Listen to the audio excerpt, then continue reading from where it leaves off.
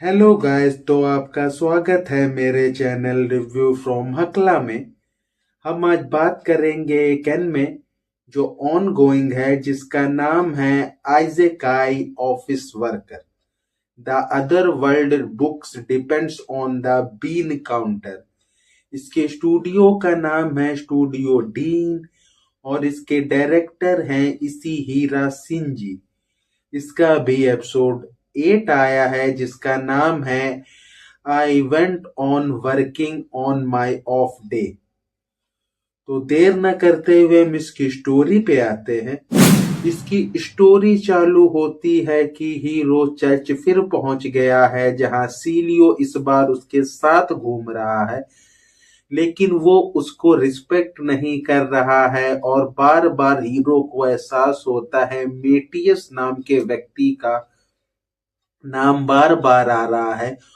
और जब हीरो वहां के अकाउंटिंग हेड से मिलना चाहता है तो वो भी वहां पे नहीं है, और हीरो सारी जानकारी खुद लेने का फैसला लेता है। उसी वक्त लंच आवर हो जाता है। सीलियो उसे ऑफर करता है, लेकिन इस बार हीरो लंच लेके आया है। वो लंच करके अपना काम कर रहा होता है, तभी वहां उनका प्रीस्ट आ जाता है और वो हीरो को लेके गार्डन में जाता है, जहां उनकी अच्छी खासी बात होती है। और हीरो को एहसास होता है वो काफी रिलीजियस व्यक्ति है, क्योंकि वो हर चीज को गॉड की इच्छा मान के उसको फॉलो करने के लिए रेडी है, और उसे एज ए हर चीज को एज ए पॉजिटिव वे में लेता है। और हीरो उससे थोड़ा वियर्ड फील कर रहा होता है। फिर हीरो वापस जाता है, जहां पे वो अपने ऑफिस में वापस जाता है, और वहां के लोगों को या उसके साथी को लग रहा होता है कि हीरो कम से कम एक महीना नहीं आएगा। उन लोग आसानी से आराम कर रहे होते हैं, लेकिन हीरो को देख के सब शॉक होते हैं। और फिर उन हीरो और उनकी बात होती है चर्च के बारे में, नोबेल्स के बारे में। और हीरो की मीटिंग होली मेडन से होती है, और वो उसके बारे में पूछती है, और उनकी एक प्रॉपर बात होती है, जो बात प्रिंस को अच्छी नहीं लग रही होती है। फिर प्रिंस हीरो से बात करना चाहता है और वो प्रॉब्लम पूछता है क्या है। हीरो उसे एक्सप्लेन करता है, लेकिन उससे भी उसे समझ नहीं आता। हीरो वहां चला जाता है, तभी सेकेंड पार्टी का कमांडर वहां आता है, जो हीरो से प्रिंस के बारे में बात करना चाहता है, पर हीरो तुरंत निकल जाता है। और उसके बाद जो इंडोलार का साथी वाइस कमांडर है, उसकी और इंडोलार की हीरो के बारे में बात होती है। एक्सपीडिशन की बात होती है कि उसमें हीरो को लेके जाना चाहिए कि नहीं। और उसको भी एहसास हो जाता है कि इंडोलार को हीरो से प्यार हो गया है। हीरो वापस चर्च में जाता है, जहां फिर उसकी प्रीस्ट से बात होती है।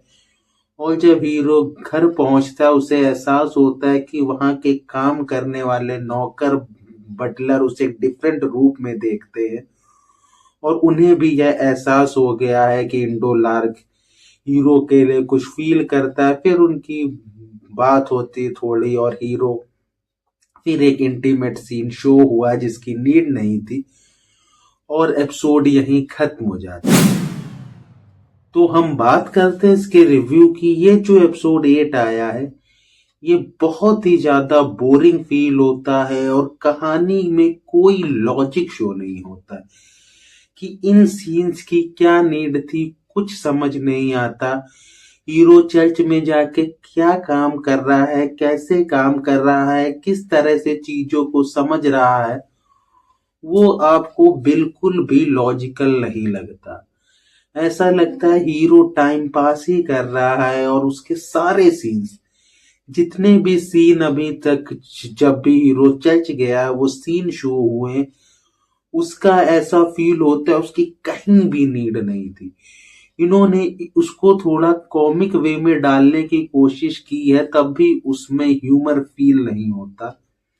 होली मेडन वाला सीन बहुत अच्छा था, जिसमें होली मेडन अपनी फीलिंग बता रही है, और हीरो और प्रिंस की बात भी ठीक ही मुझे शो हुई। और जो हीरो का दोस्त है जो उसके साथ अकाउंटिंग डिपार्टमेंट में काम करता है, उसका काफी अच्छा शो हुआ है। और हीरो इसी बीच इष्ट से भी जाके मिलता है, उसका भी जो कॉमिक वे में शो हुआ है वो बहुत ही अच्छा है।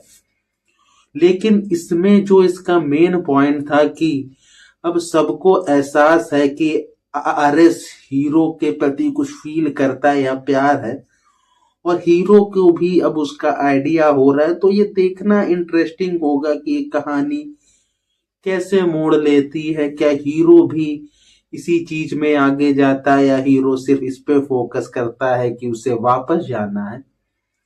इसमें जो इंटीमेट सीन जितने भी शो होते, मुझे कहीं फील नहीं होता कि उसको डालने की नीड। अगर मैं सिर्फ इस एपिसोड की बात करूं तो इसके 80% सीन ऐसे थे जिनकी कहीं नीड नहीं थी। अगर वो सीन्स गायब भी हो जाते तो स्टोरी में कोई फर्क नहीं पड़ता, और ये स्टोरी कहीं नहीं गई है इस एपिसोड में। वहीं की वहीं है। हीरो को चर्च में कुछ देखने के लिए भेजा गया, पर ऐसा कुछ शो नहीं होता है कि हीरो कुछ ट्राई कर रहा है या कुछ देखना चाहता है, कुछ ढूंढना चाहता है। तो ये इस एपिसोड की एकदम घटिया बात है। कोई कहानी में लॉजिक नहीं, कहानी बोरिंग। तो अगर मैं इसे रेट करूं, मैं 10 में से 1 दूंगा, क्योंकि सिर्फ इसलिए क्योंकि इसमें जो आरएस था उसकी फीलिंग अब थोड़ी साफ शो हुई है और लोगों को भी समझ आ रहा है, इसलिए कि इन्होंने बस ये चीज थोड़ा हम लोग को सही से शो कर दिया। बाकी सीन ऐसा लगता है कोई नीड नहीं है। तो ये रिव्यू हम इसी के साथ खत्म करते हैं। Bye bye.